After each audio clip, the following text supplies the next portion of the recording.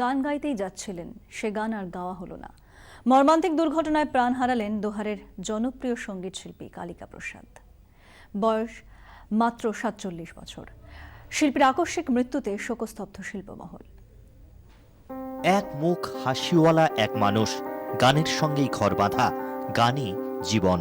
মাত্র ৪৭ বছর বয়সেই মর্মান্তিক দুর্ঘটনা কেড়ে নিল সঙ্গীত জগতের সবার প্রিয় কালিকা প্রসাদকে। সিউড়ি বিদ্যাসাগর কলেজের অনুষ্ঠান, তাতেই যোগ দিতে যাচ্ছিলেন দোহারের শিল্পীরা।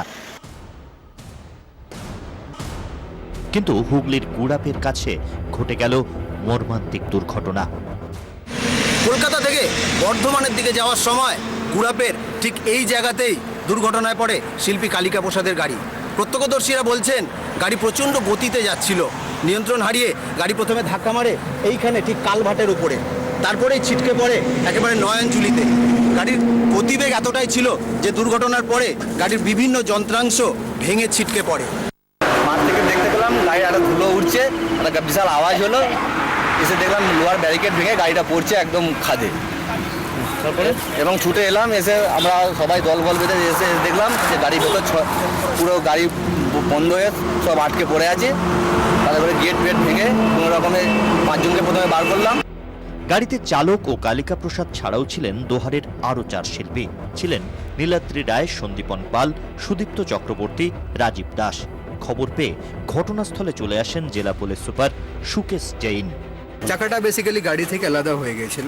অ্যান্ড কি কেন হলো, কোনো মেকানিক্যাল ফেলার কিছু আছে কি না অথবা অন্য কিছু হয়েছে কিনা, all these lines are being investigated. নয়নজুলিতে পড়ে থাকা গাড়ি ভেঙে স্থানীয় বাসিন্দাদের সাহায্যে আহতদের উদ্ধার করে পুলিশ। বর্ধমান মেডিকেল কলেজ হাসপাতালে নিয়ে যাওয়া হলে কালিকা প্রসাদকে মৃত ঘোষণা করেন চিকিৎসকরা। রাতে আমাকে ফোন করেছে, ফোন কর দিয়ে যাবো, পানাগড় দিয়ে যাবো না গুছপাড়া দিয়ে যাবো, অনেকক্ষণ কথাবার্তা হয়েছে। কতজন ছিলেন? ওদের গাড়িটা 5 জন ছিল ড্রাইভার নিয়ে। বাকিদের অবস্থা কেমন? সংকটজনক কিন্তু বিপদমুক্ত। বর্ধমান মেডিকেল কলেজ হাসপাতালে ভর্তি রয়েছেন গাড়ির চালক অর্ণব রাও সহ দোহারের আরও এক শিল্পী নীলাদ্রি রায়।